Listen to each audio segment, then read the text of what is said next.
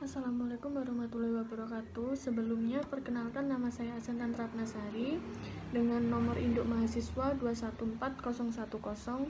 Di sini saya akan menjelaskan materi kelompok saya, yaitu manajemen keuangan.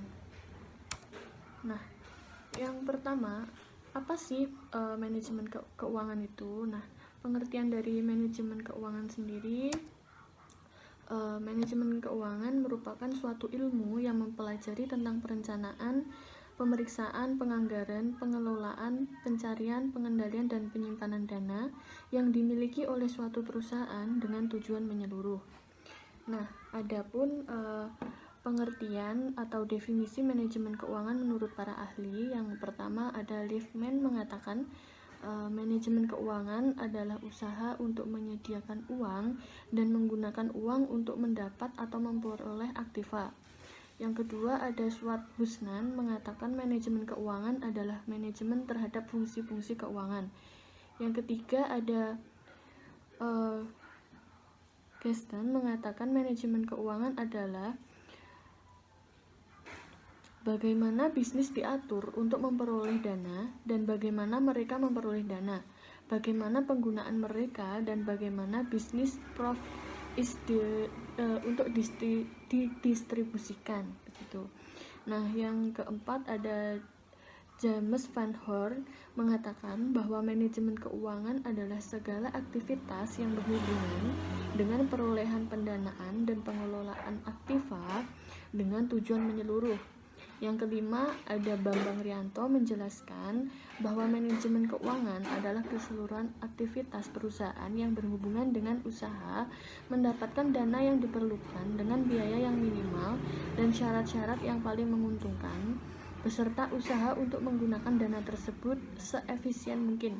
Nah, jadi di sini itu yang dimaksud dari manajemen keuangan yaitu suatu ilmu yang mempelajari semua pengelolaan keuangan dana dari suatu perusahaan dengan tujuan menyeluruh. Jadi dari mana dana itu didapat, dana itu digunakan untuk apa saja. Nah, itu merupakan pengertian dari manajemen keuangan itu sendiri.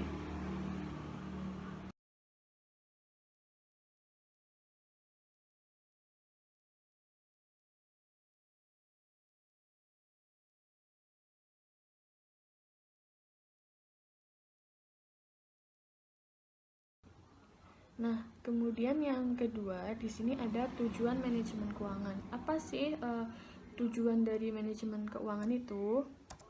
Nah, tujuan manajemen keuangan adalah untuk memaksimalkan nilai perusahaan. Dengan demikian, apabila suatu saat perusahaan dijual, maka harganya dapat ditetapkan setinggi mungkin. Nah, seorang manajemen juga harus mampu menekan arus peredaran uang agar terhindar dari tindakan yang tidak diinginkan. Namun, manajemen yang efisien memenuhi adanya tujuan yang digunakan sebagai standar dalam memberi penilaian keefisienan. Nah, hal ini dijelaskan oleh Sartono tahun 2000.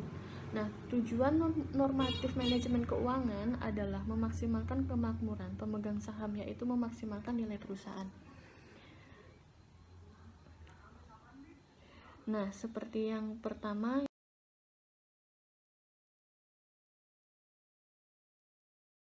kemudian ada fungsi manajemen keuangan. Fungsi manajemen keuangan dalam suatu perusahaan sangat berperan penting dalam menjalankan fungsinya dalam berbagai kegiatan keuangan. Fungsi-fungsi manajemen keuangan adalah sebagai berikut. Yang pertama, perencanaan keuangan. Manajemen keuangan berfungsi untuk membuat rencana pemasukan dan pengeluaran serta kegiatan-kegiatan lainnya untuk periode tertentu. Nah, yang kedua ada penganggaran keuangan. Nah, di sini manajemen keuangan berfungsi menjadi tindak lanjut dari perencanaan keuangan dengan membuat detail pengeluaran dan pemasukan. Nah, yang ketiga ada pengelolaan keuangan.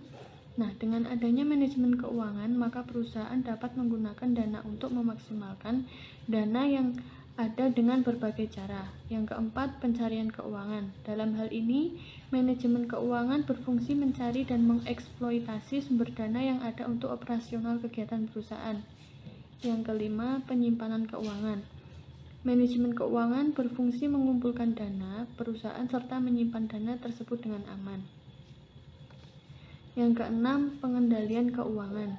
Dalam hal ini, manajemen keuangan berfungsi untuk melakukan evaluasi serta perbaikan atas keuangan dan sistem keuangan pada perusahaan. Yang ketujuh, pemeriksaan keuangan. Manajemen keuangan berfungsi untuk melakukan audit internal atas keuangan perusahaan yang ada agar tidak terjadi penyimpangan.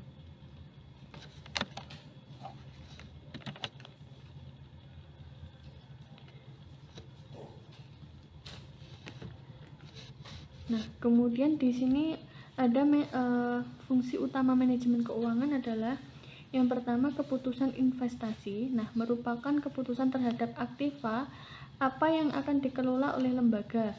Tambahan aktiva sama dengan hutang plus modal atau pasiva. Aktiva sama dengan aset yang digunakan untuk menjalankan operasional, sedangkan pasiva sama dengan sumber hutang ataupun modal. Aktiva didanai oleh pasiva. Yang termasuk aktiva ialah segala aset yang digunakan untuk operasional.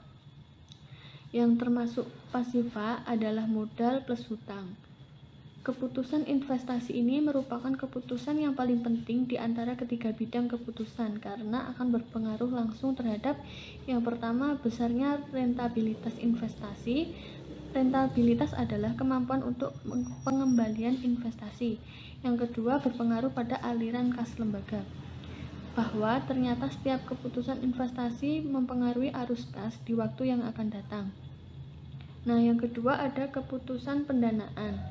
Nah, financing decision adalah keputusan berkaitan dengan penetapan sumber dana yang diperlukan dan penetapan perimbangan pembelanjaan yang terbaik.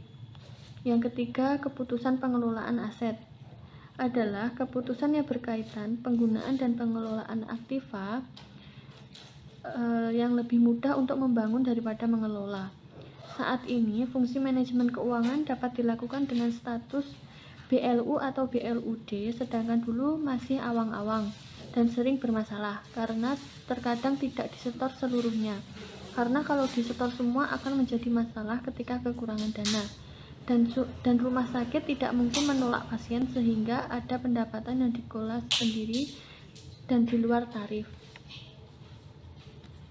Kemudian tugas manajemen keuangan. Nah, tugas pokok manajemen keuangan adalah meliputi keputusan tentang investasi pembiayaan, kegiatan usaha, dan pembagian dividen suatu perusahaan. Dengan demikian, tugas manajer keuangan adalah merencanakan untuk memaksimumkan nilai perusahaan.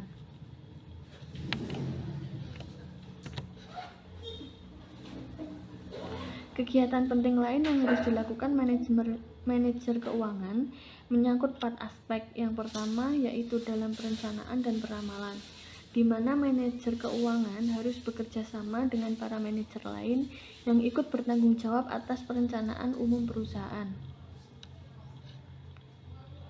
Yang kedua, manajer keuangan harus memusatkan perhatian pada berbagai keputusan investasi dan pembiayaan serta segala hal yang berkaitan dengannya. Yang ketiga, manajer keuangan harus bekerja sama dengan para manajer lain di perusahaan agar perusahaan dapat beroperasi seefisien mungkin. Yang keempat, menyangkut penggunaan pasar uang dan pasar modal, manajer keuangan menghubungkan perusahaan dengan pasar keuangan di mana dana didapat diperoleh dengan surat berharga dan dapat diperdagangkan. Dari keempat aspek tersebut dapat disimpulkan bahwa tugas pokok manajer keuangan berkaitan dengan keputusan investasi dan pembiayaan dalam menjalankan fungsinya. Tugas manajer keuangan berkaitan langsung dengan keputusan pokok perusahaan dan berpengaruh terhadap nilai perusahaan.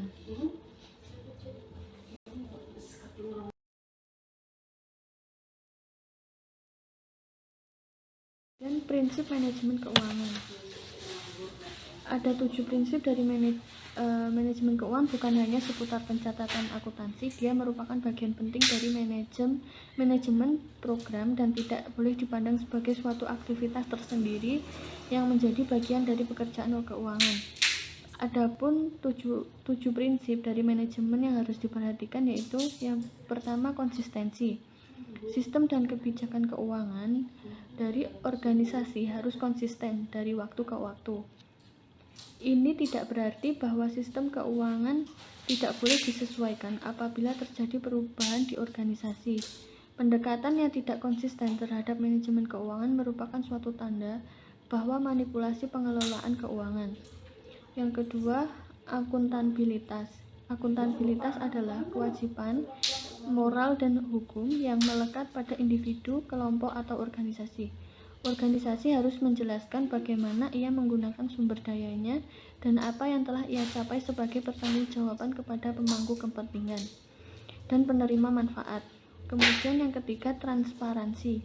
Organisasi harus terbuka, berkenan dengan pekerjaannya, menyediakan informasi berkaitan dengan rencana dan aktivitas kepada para pemangku kepentingan, termasuk di dalamnya menyiapkan laporan keuangan yang akurat, lengkap, dan tepat waktu serta dengan mudah dapat diakses oleh pemangku kepentingan dan penerima manfaat.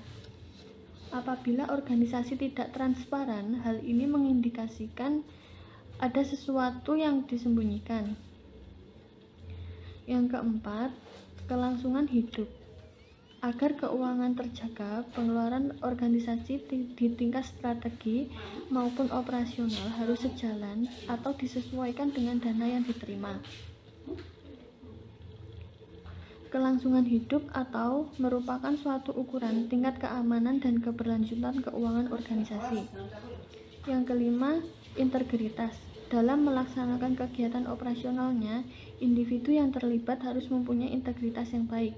Selain itu, laporan dan catatan keuangan harus tetap dijaga integritasnya melalui kelengkapan dan keakuratan pencatatan keuangan. Kemudian yang keenam, pengelolaan. Organisasi harus dapat mengelola dengan baik dana yang telah diperoleh dan menjamin bahwa dana tersebut digunakan untuk mencapai tujuan yang telah ditetapkan.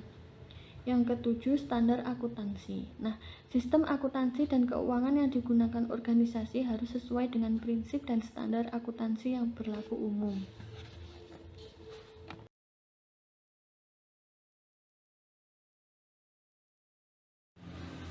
Kemudian ada tanggung jawab manajer keuangan. Yang pertama, mengambil keputusan investasi atau pembelanjaan aktif. Nah, menyangkut masalah pemilihan investasi yang diinginkan dari sekelompok kesempatan yang ada, memilih satu atau lebih alternatif investasi yang dinilai paling menguntungkan. Yang kedua, mengambil keputusan pendanaan atau pembelanjaan pasif. Menyangkut masalah pemilihan berbagai bentuk sumber dana yang tersedia untuk melakukan investasi, memilih salah satu atau lebih alternatif pembelanjaan yang menimbulkan biaya paling murah. Yang ketiga, mengambil keputusan dividen. Menyangkut masalah penentuan besarnya persentase dari laba yang akan dibayarkan sebagai dividen tunai kepada para pemegang saham, stabilitas pembayaran dividen, pembagian saham dividen, dan pemberian kembali saham-saham.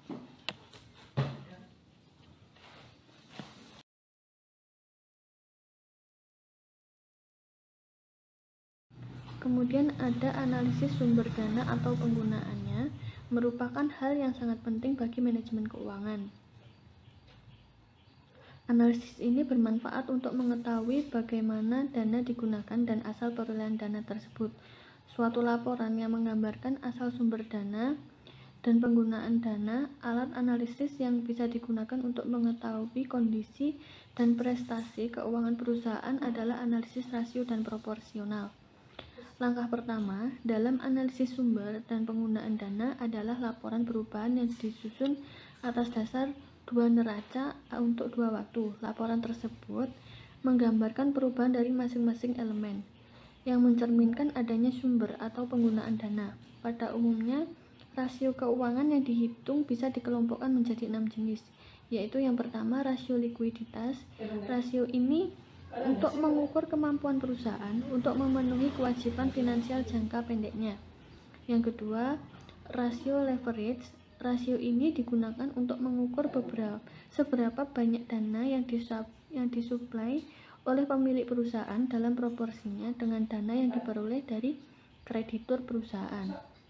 Yang ketiga, rasio aktivitas.